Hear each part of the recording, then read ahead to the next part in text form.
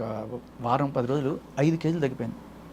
5 కేజీలు తగ్గిపోయాను. మా ఇంట్లో వాళ్ళందరూ ఎందుకు వీడు ఇలా అయిపోతున్నాడు? నీ తప్పు లేనప్పుడు ఎందుకు నువ్వు బాధపడ్డావు? బాధపడ్డాను. నా లైఫ్ నా నుంచి దూరం అయిపోతుంది అని ఒక ఫీలింగ్ వచ్చింది. ఎందుకంటే మా ఆవిడ ప్రెగ్నెంట్, తను అన్ని పనులు చేసుకోలేదు. బుడ్డ దాన్ని, ఇంకో కూతురు ఉంది, దాన్ని 2.5 ఏళ్ళు దాన్ని పెట్టుకొని నేను చూసుకుంటాను. దాన్ని నిద్రపోపించే బాధ్యత నాది. కరెక్ట్గా 10:30కి ఆ టైంలో ఫోన్ చేసి, నీ కూతురు ఏమైతే నాకేంటి, పడేసిరా. అలా అన్నప్పుడు నేను ఇంట్లో వాళ్ళకి చెప్పుకోలేక, ఈవిని ఇది చేయలేక. కానీ ఒకటి శేఖర్, అంటే ఇది ఏమైనా ఇన్సిడెంట్లు జరుగుతూనే మనం నేర్చుకుంటాం లైఫ్లో. ఎప్పుడైనా ఏదైనా తేడా కొడుతున్న దాన్ని ఏదో అయి ఉంటుంది అని మనం ఇగ్నోర్ చేసేస్తాం, లేదో ఒక అయోమయ పరిస్థితిలో ఉంటాం. నీకు అనిపించిందా నువ్వు చాలా రెడ్ ఫ్లాగ్స్ అంటాను చూడు, ఆ రెడ్ ఫ్లాగ్స్ వస్తున్నప్పుడు ఇగ్నోర్ చేశాను అనిపించిందా? బికాస్ నువ్వు ఈరోజు ఇంత ఓపెన్గా చెప్పావంటే 10 మందికి చూసే వాళ్ళకి ఒక అలర్ట్ అవ్వాలి. అది అందుకని అడుగుతున్నా. కరెక్ట్. రెడ్ ఫ్లాగ్స్ వాళ్ళు చాలామంది ఉన్నారు. హాయిగా మీతో తిరిగేసి తర్వాత నన్ను వాడుకున్నాడు అని చెప్పి మీద ఆ ప్రూఫ్లు ఏవో పట్టుకొచ్చి కేసులు పెట్టడం. మరీ దారుణం. ఊటీకి తీసుకెళ్ళి అత్యాచారంట, కొడైకెనాల్ తీసుకెళ్ళి అత్యాచారంట, మైసూరు తీసుకెళ్ళి అత్యాచారంట. అలాగే ఈయనేమో ఎస్పీ ఏమో భోపాలను, వైజాగ్, తిరుపతి అన్ని చోట్ల తీసుకెళ్ళి అత్యాచారంట. వేరే వాళ్ళకి దగ్గర పంపిస్తే నేనేమో అట్లాంటివి చచ్చినా చేయను అంటదట, ఈయనతో మాత్రం అత్యాచారం. ఈ హోల్ క్రమంలో ప్రతి వాళ్ళకి ఒక ఈక్వేషన్ ఉంటుంది కదా రెండో మనిషితో. ఉదాహరణకి పలానా వాడిని చూస్తే నాకు చెల్లిని చూసినట్టుంది, ఓ ఫ్రెండ్, ఒక ఎంప్లాయీ. నీకేమనిపించింది అమ్మాయి చూసినప్పుడు? What did you treat her as? కరెక్ట్గా ఫస్ట్ ఒక టింగర్ అమ్మాయి అనిపించింది. టింగర్ అమ్మాయి, అమాయకురాలు, ఏం తెలియదు అనిపించింది. తర్వాత మెల్లమెల్లగా అంటే ఒకటి ఏమనిపించిందంటే తరుగుతూ ఉంటుంది, ఎంతవరకు వచ్చింది. అదొకటి నాకేమనిపించిందంటే మనకి బద్ధకం ఉంది, ఈ అమ్మాయి ఏదో డబ్బులు పెట్టేసి ప్రొడ్యూసర్ తీసుకొని ఏదో పుష్ చేస్తుంది, మోటివేటెడ్ అనుకున్నా, పాజిటివ్ ఇన్ఫ్లుయెన్స్ అనుకున్నా. నెక్స్ట్ తర్వాత రియల్ కలర్స్ నేను చూసిన తర్వాత clear psycho. But you never had any kind of friendship with her? No friendship కానీ, లేకపోతే అదే మంచి అమ్మాయి, ఈ అమ్మాయితో అసోసియేట్ అవుదామని కానీ? 25 ఏళ్ళు మనం ఎట్లా కనీసం, అంటే నా ఏజ్ కాదు అంటే ఇది కూడా లేదా, ఇంటలెక్ట్ కూడా లేదు షేర్ చేసుకోవడానికి. ఏదైనా స్టోరీ చెప్పినా కూడా కొన్ని అప్పుడు ఎలా అంటే బేసికలీ డిగ్రీ అని చెప్పింది, డిగ్రీ కూడా కాదు, చదువు అవ్వలేదు. నేను ఏదైనా చెప్పినా కూడా శ్రీలంకకి సంబంధించిన సబ్జెక్ట్ మాది. ఒకటంటే శ్రీలంక ఇండియాలోనే ఉందా లేకపోతే అమెరికాలో ఉందా అనే అంత ఇదనమాట. అలా అడిగేది. సో బేసికలీ నీకు ఎక్కడో అరే అమ్మాయికి అని చెప్పి ఒక సాఫ్ట్ కార్నర్. అందరూ అలాగే అనుకొని అమ్మాయికి హెల్ప్ చేయడానికి పోతారు. ఎవరైతే హెల్ప్ చేస్తారో వాళ్ళనే పావులా కాటేస్తుంది. Simple, right.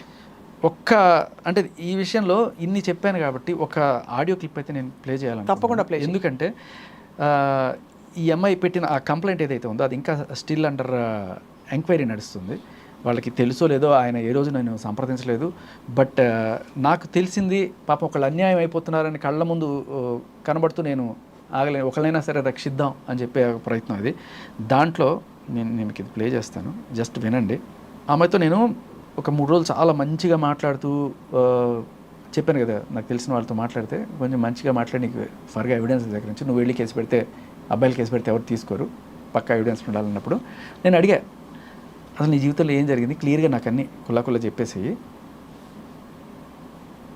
కలిసి ఉందాం అనుకుంటున్నావు కాబట్టి చెప్పేసేయమంటే అప్పుడు అమ్మాయి తన జీవితంలో జరిగినవన్నీ కూడాను చాలా ఇదిగా ఒట్లేసి చెప్పుకుంటూ వచ్చింది. ఇది యాక్చువల్లీ నేను బయటకు ఇవ్వద్దు అనుకున్నాను కానీ బట్ స్టిల్ ఒక మనిషికి క్లియర్ కట్గా అన్యాయం జరుగుతోంది అని తెలిసి ఎంత దారుణమైన కంప్లైంట్ చూశారు కదా అంటుంది ఎస్పీ గారి గురించి, అంత దారుణంగా రాసింది కదా. నిజం మీరు వినండి.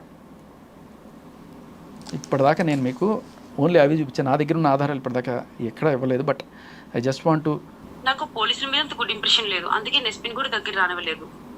ఆఫీస్లో ఉన్నప్పుడు నువ్వు చాలాసార్లు ఎస్పీతో మాట్లాడేదానివి, నవ్వుతూనే మాట్లాడేదానివి.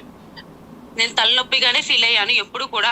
అండ్ పక్కనే మాట్లాడేదాన్ని. ఇంకొకటి ఏంటి అంటే ఎప్పుడు కూడా నేను పక్కకు వచ్చినా కూడా ఈ కేసులే ఇదంతా నేను అడిగేదాన్ని, ఈ కేసు సంగతి ఆ కేసు సంగతి క్లియర్ చేసేయండి అని చెప్పాను నేను తనకి. కానీ నేను చెప్తున్నాను కదా, గతం దానివల్ల ఏదైనా ఉత్పన్నమైన వాటి గురించి మనం మర్చిపోదాం. Okay future. గురూజీ నేను ఒక్కటి మాత్రం మీకు చెప్పాలనుకుంటున్నాను గురూజీ, నేను నిజంగా చెప్తున్నా గురూజీ. నేను 8 years ఫాస్టింగ్ చేశా గురూజీ. గాడ్ శివకి ఇది 7th year 8th year గురూజీ. గాడ్ శివాకి మౌన వ్రతాలు చేశాను, అన్ని చేశాను, భగవద్గీత చదివాను, అన్ని చదివాను. వాటి సాక్షిగా చెప్తున్నా గురుజీ, నేను పవిత్రంగా ఒప్పుకుంటున్నా. తను నన్ను ఫిజికల్ గా ఎప్పుడు హింసించలేదు, ఇది పచ్చి నిజం. కానీ ఎస్పీ చేసిన పని ఏంటంటే, ప్రమీల అని చెప్పేసి ఒక ప్రెగ్నెంట్ ఆవిడ, నాతో ఉన్న కాన్సెప్ట్ దాన్ని ఒక ప్రెగ్నెంట్ ఆవిడ నాతో పెట్టించి టెస్ట్ రిపోర్ట్స్ అని తను తీసుకున్నాడు. ఆయన ఏమి హింసించలేదు కదా నిన్ను. నన్ను ఫిజికల్ గా ఎప్పుడు హింసించలేదు గురుజీ, ఇది నిజం. కనీసం మీ దగ్గర ఒప్పుకున్నా కూడా పాపం పోతుంది నాకు అని అంటోంది. సో ఆయన చేసిన పాపం ఏంటి? ఈవిడ రిపోర్ట్స్ ఏవైతే అన్ని ఫాల్స్ అని చెప్పి ఆ రిపోర్ట్స్ తీసుకుని వెళ్ళి ఆవిడకి కౌన్సిలింగ్ చేయడం. బట్ నీ దగ్గర ఎందుకు చెప్పేసుకుంది ఓపెన్గా? ఎందుకంటే అలా చేసి తద్వారా నీకు క్లోజ్ అవుతాను. నీ దగ్గర మాత్రం నీకు మాత్రం చెప్తున్నాను నేను సీక్రెట్ అని చెప్పి క్లోజ్ అవుతాను. సో నాకు అప్పుడు ఏమనిపించిందంటే, ఏమి చెయ్యని ఆయన మీద ఇంత అరాచకమైన కంప్లైంట్ చూసిన తర్వాత అమ్మో ఇది నిజమైన పాపం, ఎలాగైనా సరే నేను ఆ అమ్మాయికి కూడా క్లియర్గా చెప్పా, చాలా తప్పు చేస్తున్నావు నువ్వు, వెళ్ళి నువ్వు అసలు తప్పు అయిపోయింది, కేసు వాపస్ తీసుకో, నువ్వు అట్లాంటి పనులు చేయొద్దు అంటే, లేదు గురించి దీని మీద చాలామంది బతుకుతున్నారు, ఒక లాయరు, హ్యూమన్ రైట్స్ వాళ్ళు, ఇలా రకరకాల వాళ్ళు, ఓ 4-5 కోట్లు వస్తాయి, వాళ్ళందరూ షేర్ చేసుకుందాం అనుకుంటున్నారు, సో మనకి సినిమాకి పనికి వస్తాయంటే ఇట్లాంటి పాపపు కూడా మనకొద్దు, వెళ్ళు తీసుకో అని చెప్పి చాలా క్లియర్గా చెప్పి, ఎన్నిసార్లు చెప్పినా కూడా ఇదిగో చేస్తా అదిగో చేస్తాను అంటే తప్ప తర్వాత రావడం మానేసింది అనమాట కొన్నాళ్ళు. ఎందుకంటే ఇది తెలిసిన తర్వాత, ఇది చూసిన తర్వాత, అంటే ఇక్కడ అమ్మాయి మనస్ఫూర్తిగా చెప్పిన మాటకి అక్కడ రాసిన మీరు కంప్లైంట్ చదవలేకపోయారు, అంత దారుణమైన కంప్లైంట్. అదే అంటే అసలు ఫస్ట్ చాలా ఇదిగా ఉంది, అంటే రోజు ఇదే పని తెలీదా చెప్పు బయట వెళ్ళి. ఇప్పుడు ఈ అమ్మాయి ఇదే విషయం బయట ఒకసారి ఒక అరుపరిస్తే రారు ఎవరో ఒకళ్ళు, కనీసం ఎంక్వైరీ మొదలై అతను ఎంత ఈజీ కాదు కదా జైళ్ళలో ఎవరో ఒక కాపలా పెట్టి మరీ జైల్లో. సో రియాలిటీ ఇది, ఆ అమ్మాయి ఇచ్చిన కంప్లైంట్ ఇది. సరే మొత్తానికి ఒకటే ఏంటంటే నాకు అనిపిస్తుంది శేఖర్, కరెక్ట్ మీ ఫైమ్ రాంగ్, నువ్వు ఎక్కడో ఇన్ గుడ్ విల్లో లేకపోతే ఏదో కౌన్సిల్ చేద్దామనో, నువ్వు ఒక పెద్ద మనిషిగా ఉందామనో కొన్ని చోట్ల ట్రై చేసావు, వాళ్ళ నాన్నకి అప్పగించడం, అది ఆ పెద్ద మనిషిగా ఉందామని ట్రై చేయడం అన్నది ఆ అమ్మాయి ఒక హీరోయిక్గా తీసుకుని మరి నిజంగా నీ వెంట పడిందో, నిన్ను నిజంగా ప్రేమించిందో, లేకపోతే ఏదో క్లియర్ కట్ ఇది మోసం చేయడానికి. అవును లేదు అర్థమైంది, అదే మోసం దొరికిందా, నీ ప్రెమేజ్లో దొరికిందా, కథ నువ్వు బుక్ అయిపోయి. సో ఇవాళ ప్రేక్షకులకి నువ్వు అంటే చూస్తున్న వాళ్ళకి ఆబ్వియస్లీ ఇదేరా జీవితం అంటే, ఎవరు ఎక్కడ ఎప్పుడు నమ్మలేని వాళ్ళు, నమ్మకూడని వాళ్ళు ఎలా ప్రత్యక్ష అవుతారో చెప్పలేము. నీకు కూడా అలాగే జరిగింది. వాళ్ళు పాపం బీసీ అన్నయ్యకి, మన ఎస్పీ గారికి, అందరికీ కూడా ఇదే విధంగా వాళ్ళు బుక్ అయిపోయారు. మీకు యాక్చువల్గా కావాలంటే నేను వాళ్ళని కూడా తీసుకొస్తాను, వాళ్ళు కూర్చొని మీతో మాట్లాడతారు. ఆ యువరాజ్ అనే అబ్బాయి ఎవరైతే ఫస్ట్ హీరో ఉన్నాడో ఈజ్ రైట్ నో ఏదో సమ్ ప్రాబ్లంలో రేపు ఎల్లుండి వస్తాడు, ఎక్కడో వైజాగ్లో ఎక్కడో ఉన్నాడు. నేను చెప్పాను అతనికి ఇట్లా వెళ్తున్నా అని చెప్పాను, తను కూడా మాట్లాడడానికి రెడీ. సో మీ బాధితులు కొంతమంది అంటే యువరాజ్ నీకు పరిచయం కాబట్టి మాట్లాడారు. తర్వాత అతను నాకు ఫోన్ చేశాడు కాబట్టి తర్వాత ఇది అయిన తర్వాత నేను ఈ ఎఫ్ఐఆర్లు ఇవన్నీ కలెక్ట్ చేసుకోవడానికి అతను అడిగి ఆ కేసు నెంబర్లు తీసుకొని ఎస్ఆర్ నగర్ పోలీస్ స్టేషన్కి వెళ్ళి ఇవన్నీ తీసుకోవడం జరిగింది.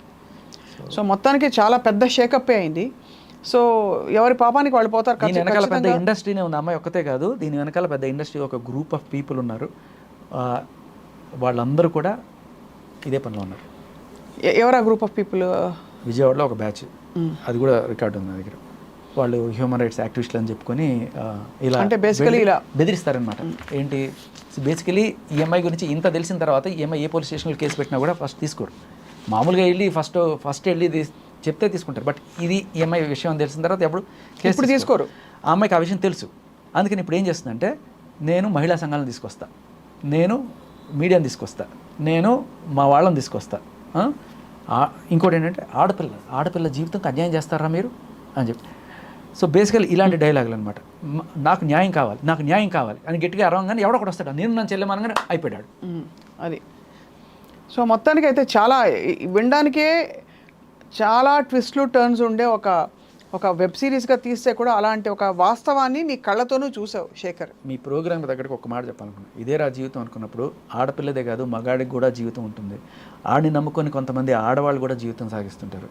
సో వాడి జీవితం చితికిపోయిందంటే అక్కడున్న ఆడవాళ్ళ జీవితం కూడా చితికిపోతుంది తప్పకుండా. అండ్ ఆల్సో జీవితం ఆడవాళ్ళకైనా మగవాళ్ళకైనా ఒకటే. అంటే ఒక మగాడు ఇక్కడికి వచ్చి చెప్తే చాలా మంది నమ్మరు, వీడు ఏదో ఒకటి చేసి ఉంటాడులే, వీడు అలాంటి వాడేలే, అందులో నువ్వు ఇండస్ట్రీలో ఉన్నవాడు వీళ్ళంతా అంతేలే, ఇది ఒక చిన్న చూపు ఇండస్ట్రీ మీద అండ్ మగాడి మీద ఇంకా చిన్న చూపు. అవును. సో ఎంత ఎవిడెన్స్ లేకపోతే కేసు పెట్టనిస్తారు, ఎంత ఎవిడెన్స్ లేకపోతే మీడియా నన్ను ఇంత ముందుకు తీసుకొచ్చి మాట్లాడిస్తుంది. So it's a credible case and please be aware of such women. And మీ విసినిటీలో ఆర్ మీ ప్రిమైజ్లో ఇట్లాంటి వాళ్ళు వస్తే పారాహుషారు. ముందు అసలు అతిగా అంటారు కదా పరిధిలో ఒక టైంలో ఉండేవి శేఖర్. సోషల్ మీడియా వచ్చాక కొంచెం అనవసరంగా మనం కొన్ని సిచ్యువేషన్స్లోకి తెలియకుండా వెళ్ళిపోవడం లాంటివి చాలామందికి జరుగుతుంది. బికాజ్ ఎక్కడో హార్మ్లెస్గా ఉండే ఒక చాటింగ్, మామూలుగా ఏమి ఉండదు అందులో, ఆ హార్మ్లెస్గా ఉండే చాటింగ్ కూడా ఒక పెద్ద రాద్ధాంతం, ఒక కథ అయిపోతుంది. But anyway thank you so much for sharing this experience of yours. Because చూసే వాళ్ళకి చాలామందికి I'm sure they will reflect, మనం ఏమన్నా తెలుసో తెలియకో ఇబ్బంది పడుతున్నామని. అలా అని మానవ సంబంధాలు చాలా గొప్పగా ఉంటాయి, గొప్పగా ఉండొచ్చు కూడా.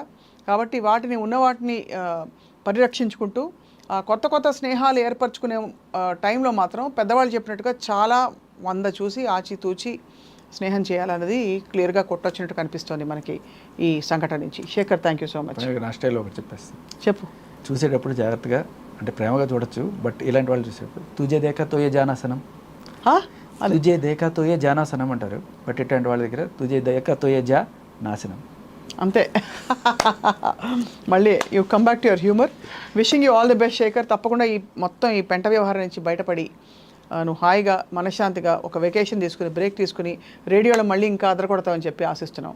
ఎలా వెళ్తుంది రేడియో? బాగుతుందా? అదిరిపోతుంది. రైట్. ఏదో రోజు నన్ను కూడా గెస్ట్గా పిలుస్తావు కదా? ప్లీజ్. తప్పకుండా. నేను కూడా కొన్ని కథలు చెప్తాను అనమాట. రైట్. See you.